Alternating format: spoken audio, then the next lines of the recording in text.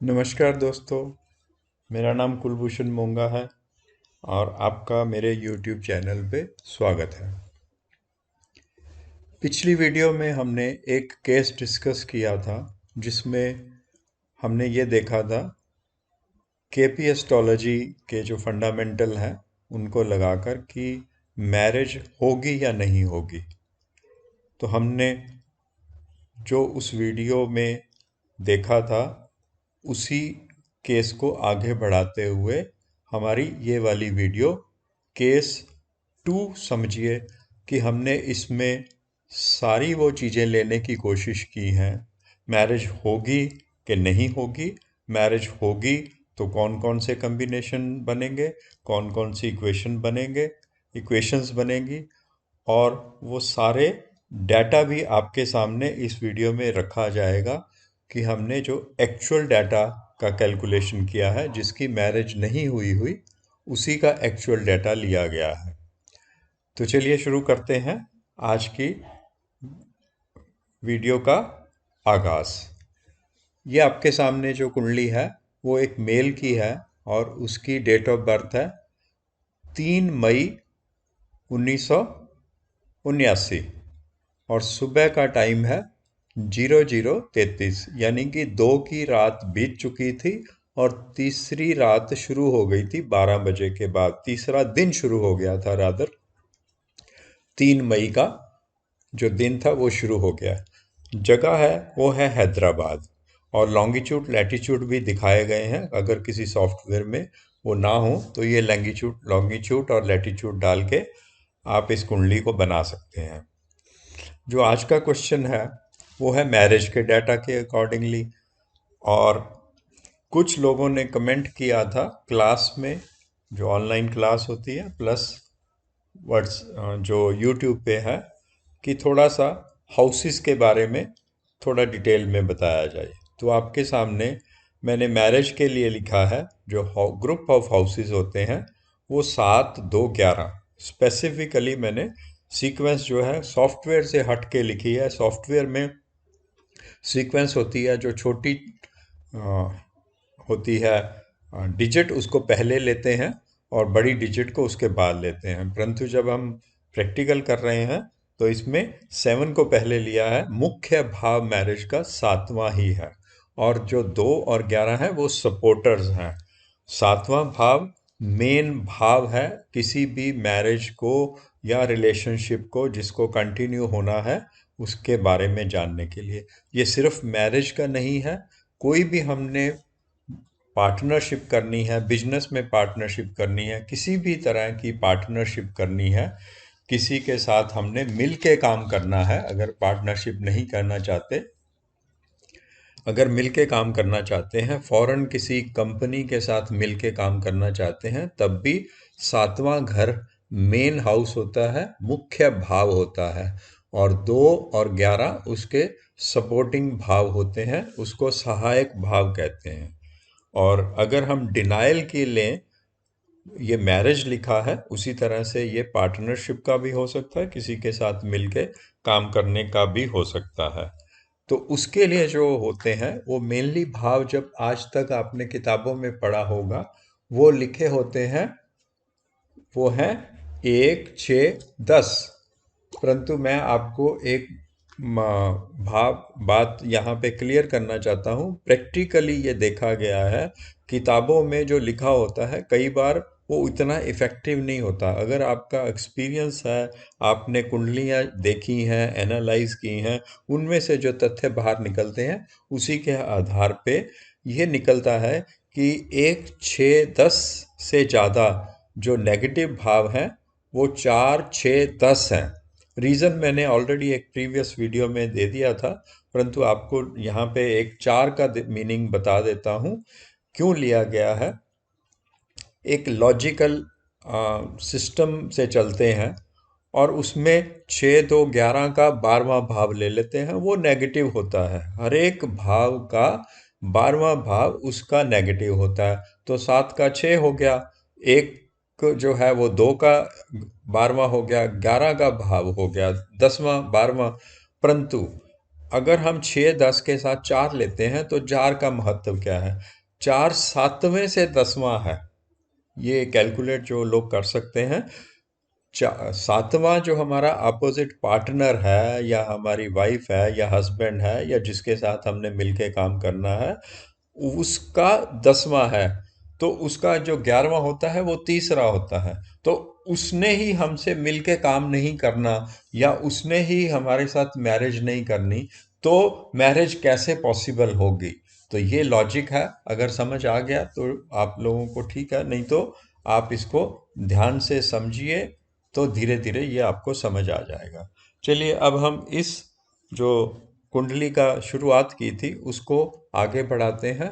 और हमारी कुंडली यहाँ पे जो दिया गया है डाटा, वो देखिए आपके सामने कुंडली में रखती है।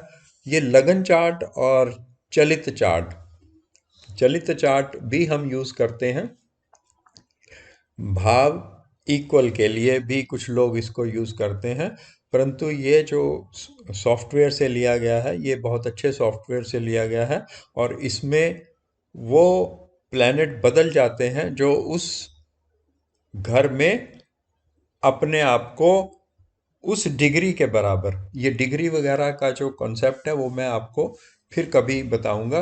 परंतु आप यहाँ पे देख लीजिए कि शुक्र जो है वो तीसरे भाव से दूसरे भाव में भाव चलित में आ गया है।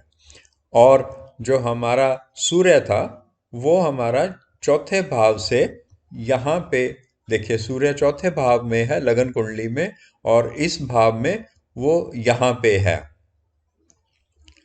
और इसी तरह से अगर आप और देखना चाहें तो यहाँ पे मून यानी कि चंद्रमा और जुपिटर इकट्ठे थे, वो दोनों के दोनों शिफ्ट होके भाव चलित में यहाँ पे चले गए। ये देखिए यहाँ पे पहुँच गए हैं। और शनि जो कि राहु के साथ 8वें भाव में था, वो शिफ्ट होके हमारा 7वें भाव में आ गया। तो इस तरह से ये जो प्लैनेट चेंज हुए हैं, ये किस थ्योरी पे हुए हैं ये आप लोगों को शायद मालूम होगा, नहीं तो इस पे अलग से विचार किया जाएगा, परंतु अभी इस पे विचार करेंगे तो थोड़ा मुश्किल हो जाएगा। तो चलिए हम आगे चलते हैं। हमने ये भी स्क्रीनशॉट से लिया गया है। यहाँ पे कस्प लिए गए हैं। ये देखिए एच एस का मतलब हाउस है और 12 के 12 हाउस है। ये उनके साइन लॉर्ड हैं, इस भाव का साइन लॉर्ड है। ये कैसे आया, थोड़ा सा एक दो हाउस का मैं आपको बता देता हूँ। ये देखिए यहाँ पे ये जो राशि है ये कैप्रिकॉन है, कैप्रिकॉन लिखा हुआ है, ये पहला भाव है, इसको हम पहला भाव कहते हैं। और ये कैप्रिकॉन राशि, इस कैप्रिकॉन 10 नंबर राशि को कहते हैं। डिग्री आप छोड़ दीजिए, हमें यहाँ पे आज नक्षत्र चाहिए और सब लॉर्ड चाहिए। तो ये आपके सामने एक स्क्रीनशॉट लिया गया है, 12 भाव और उनके साइन लॉर्ड हैं, साइन का नाम है रादर, और नक्षत्र लॉर्ड है यहाँ पे, और ये सब लॉर्ड हैं। हमें सिर्फ चेक करना है 7वें भाव का। तो यहाँ पे हमारा 7वां भाव ये वाला है। तो 7वें भाव के सब लॉर्ड से हमें अपना ये आगे का वीडियो चलाना है। तो 7वां भाव हमारा मंगल, हमारा जो यह या मार्स कहें, 7वें भाव का स्वामी हुआ, या इसको हम इस तरह से कहते हैं कि सब लॉर्ड है। तो इसका मीनिंग हम कहते हैं कस्पल सब लॉर्ड।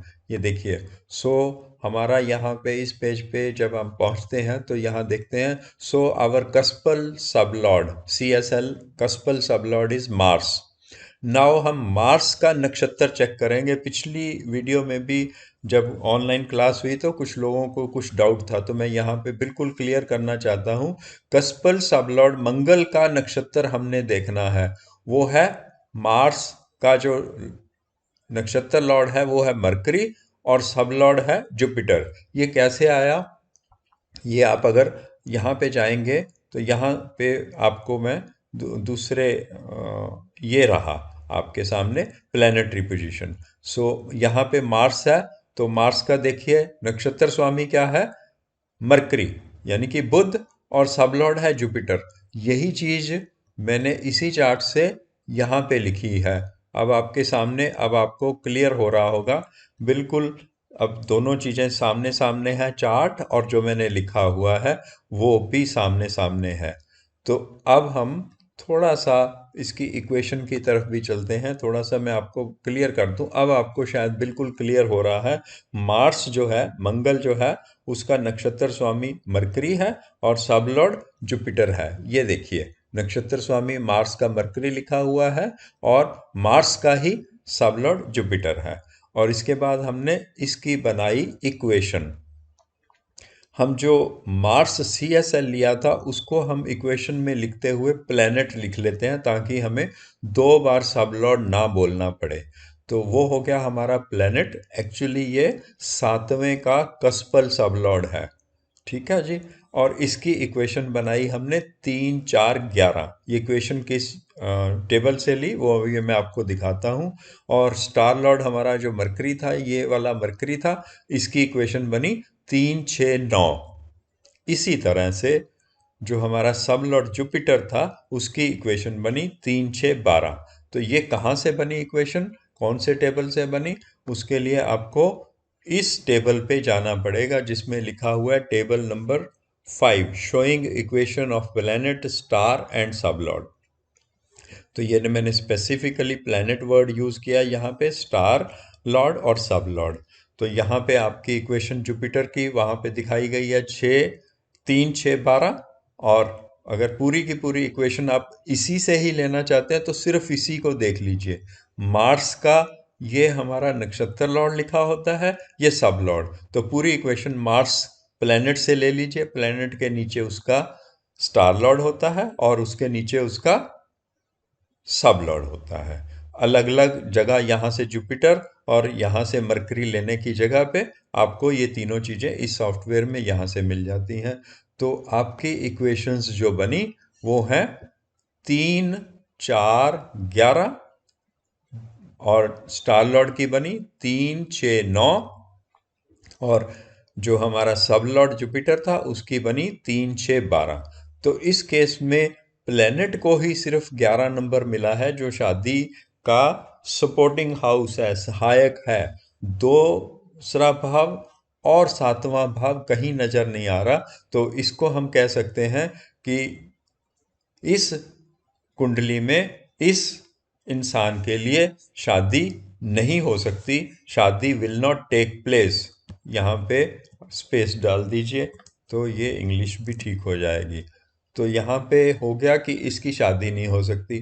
तो ये तो हमारी पिछली वीडियो का नंबर 2 हो गया। अब अगर शादी होनी है तो उसके लिए भी हम एक कॉम्बिनेशन परमुटेशन ले लेते हैं। मैंने आपके लिए ये चार्ट ले लिया और सपोज कर लिया कि 7वें भाव का, हालांकि नहीं है वहां पे, पर हमने सपोजिशन में ले लिया कि 7वें का सब लॉर्ड अगर हमारे पास जुपिटर होता, यानी कि कस्पल सब लॉर्ड जुपिटर होता, तो हम यहाँ पे जाते हैं जुपिटर पे। और जुपिटर के नीचे हमें दिखाई दे रहा है उसका नक्षत्र लॉर्ड और सब लॉर्ड। अब देखिए ये चीज मैंने यहाँ पे आप लोगों की सहायता के लिए यहाँ पे अलग से लिख दी है। इक्वेशन मैंने यहीं से ली है, ये वाली इक्वेशन, और यहाँ पे लिख दी गई है। और यहाँ पे उनकी डिटेल भी बता दी गई है। अब इक्वेशन जब लिखी हमने तो हमारे पास प्लेनेट की इक्वेशन आई 3 6 12। इसमें कोई भी सपोर्टर नहीं आया, रादर एक नेगेटिव हाउस आ गया। जो ये नेगेटिव हाउस है हमारी इक्वेशन के लिए, या हमारी मैरिज या पार्टनरशिप या मिलके काम करने के लिए नेगेटिव है। परंतु जब हम स्टार लॉर्ड पे गए तो वहां पे एक हमें नेगेटिव मिला और 2 पॉजिटिव भी मिल गए। ठीक है जी। तो यहाँ पे हमारे पास 2 पॉजिटिव हाउस मिले, 2 और 7। यहाँ हमें सिर्फ एक मिला था नेगेटिव। सब लॉर्ड के अंदर गए तो हमारे पास 2 पॉजिटिव मिले हैं और एक नेगेटिव मिला है। जो पॉजिटिव है वो है 2 7 और जो नेगेटिव है वो है हमारा 1। और इस इक्वेशन में हम ये कहते हैं कि सब लॉर्ड मोस्ट पावरफुल होता है और उसमें 2 फेवरेबल आ गए हैं, star lord as well as sub lord में 2 साथ हमें दिखाई दे रहा है, हमारे सामने है, पर सपोजिशन ली गई है। तो ये मैरिज पॉसिबल है और ये मैरिज होगी। 1 का और 6 का मीनिंग ये है, थोड़ी बहुत प्रॉब्लम्स आ सकती हैं पर प्रोसेस शुरू होने में यहाँ पे शुरुआत में थोड़ी प्रॉब्लम आ सकती है, परंतु ये मैरिज होगी और will take place easily after the problems के बाद इजीली मैरिज हो जाएगी।